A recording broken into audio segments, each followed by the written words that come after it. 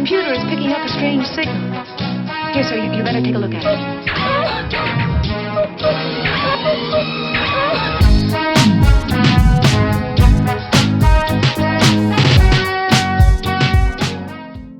Hello listeners, and welcome to another episode of Life Through a Prism with your host Rob Tierney, episode 44.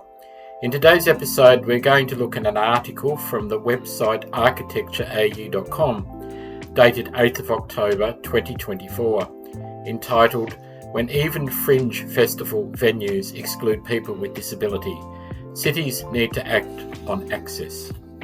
A first-hand experience of and reflection on issues of accessibility in Australian cities.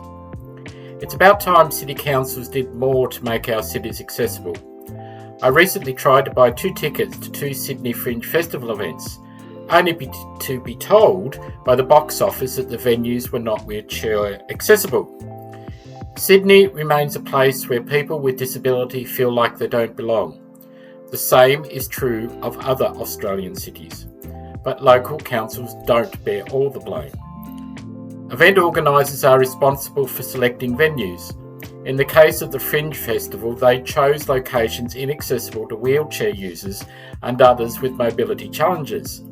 It's a bitter irony that the Fringe Festival, which ostensibly empowers artists and creatives on the margins, would exclude people with disability. If event organisers, and every one of us, decided never to hire inaccessible venues, then the market might solve the issue. But for those of us with disability are realistic enough to know most people don't care or don't give us a thought. The market hasn't solved the problem, so it's up to governments. The problems go beyond arts venues. Inaccessible venues are only tip of the iceberg. Countless restaurants, shops and offices are inaccessible, with steps on entry, inaccessible bathrooms and narrow and cluttered aisles. Spend a day in my wheelchair. Programs are sometimes criticised for trivialising the challenge of disability. However, they do unmask how frustrating and alienating our cities and towns can be. Google Maps now indicates where the premises are accessible. Those that are bear the universal symbol of a disability access, the stylised blue wheelchair. Even then, a person with a disability is just as likely as to not turn up and discover a lift is broken down, a doorway has been blocked off, a bathroom has been used for storage, or a venue is only partially accessible. It's always the cool spaces that are out of reach. The Commonwealth and states brought in disability discrimination laws in the 1990s. These have made some difference, but their many exemptions let businesses off the hook. More than 30 years down the track, our cities and towns remain bastions of exclusion. Newtown Hotel is marked as accessible on Google Maps, but the upstairs room used for a Sydney Fringe Festival event was not. Better access benefits anyone. Landowners and businesses typically complain providing access for the few affected people is too costly. In reality, making our public spaces accessible often requires little more than determined creative design. The costs are a mere fraction of what we spend on other things we judge as more important. We also underestimate the value added by accessible design. The Kerb-Cut effect, for example, describes how designing for people with disability often benefits everyone else. The term refers to the impact of activist action in California in the 1970s. Disability advocates in the city of Berkeley poured concrete onto road curbs to create ramps, giving wheelchair users access to footpaths. Let's just pause the article there for a second and have a look at what the Kerb-Cut effect is. One evening in the early 1970s, Michael Pichovas and a few friends wheeled themselves to a curb in Berkeley, California, poured cement into the form of a crude ramp and rolled off into the night. For Pichovas and his fellow disability advocates, it was a political act, a gesture of defiance.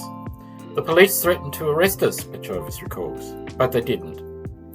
It was also pragmatic. Despite their unevenness, the makeshift sloping curbs provided the disability community with something invaluable: mobility. Back to the article. These ramps also proved valuable to parents pushing children in strollers, older people and cyclists. Refined into curb cuts, they spread rapidly around the world. There are many other examples. Television captioning, developed for people who are deaf and hard of hearing, is now widely used by non-disabled people. Audiobooks developed for people who are blind are now a common way that many other people enjoy books. Accessible venues will not just benefit wheelchair users, older people, those with impaired mobility, and people who push prams and tow suitcases all benefit. Indeed, if we make venues accessible to those on the margins, no one is excluded. The UN Convention on the Rights of Persons with a Disability highlights the importance of universal design. The Convention insists on, quote, the design of products, environments, programs and services to be usable by all people to the greatest extent possible without the need for adaptation or specialised design, unquote. Why use these steps that exclude some people when everyone can use a ramp or a lift? Curb cuts are now common since it became obvious how many people benefited from designing ramps into road crossing points. Why councils must lead the way? Accessibility in cities is about more than just wheelchairs. It requires a comprehensive approach to urban planning to meet the varied needs of all citizens. This includes providing sensory aids like audio signals, braille signage and visual measures for people who are blind, deaf or hard of hearing. It's also crucial that information on public services and events is easily available to everyone in formats that they can access and understand. My focus has been on access to public spaces, but we also need to turn our attention to private homes. Wheelchair users and people with other mobility impairments can't access more private houses in Australia. There is a drastic lack of accessible housing for people with disability, and the cost of retrofitting excess is exorbitant. New South Wales is yet to follow the lead of other states and territories by signing up to the Silver Livable Housing Design Standards. These standards are part of the revised National Construction Code. They require new housing developments to offer basic accessibility for all people. We can and must do better. Every level of government can contribute to change. However, new builds and renovations are often decided upon at the regional level.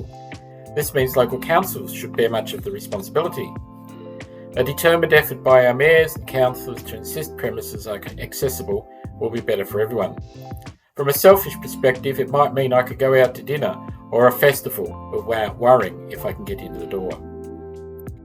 So this article was written by Shane Clifton, an Associate Professor of Practice, School of Health Sciences and the Centre for Disability Research and Policy, University of Sydney. Shane's academic background is in theology and ethics. In 2010 he incurred a spinal cord injury that left him with incomplete quadriplegia. Drawing on the virtue ethics, tradition and disability studies, Shane focused his research on happiness and flourishing with a disability. In 2013 he joined the Centre for Disability Research and Policy as Honorary Associate, working with the Centre to write Crippled Grace, Disability, Virtue Ethics and the Good Life. He spent 4 years as a Research and Policy Director at Australia's Royal Commission into Violence, Abuse, Neglect and Exploitation of People with a Disability. On his completion, he joined the University of Sydney as a faculty member of the School of Health Sciences. So listeners, what do you think? Do you think it's going to take more curb-cut instances to make a difference? Is it not worth the effort? What do you think?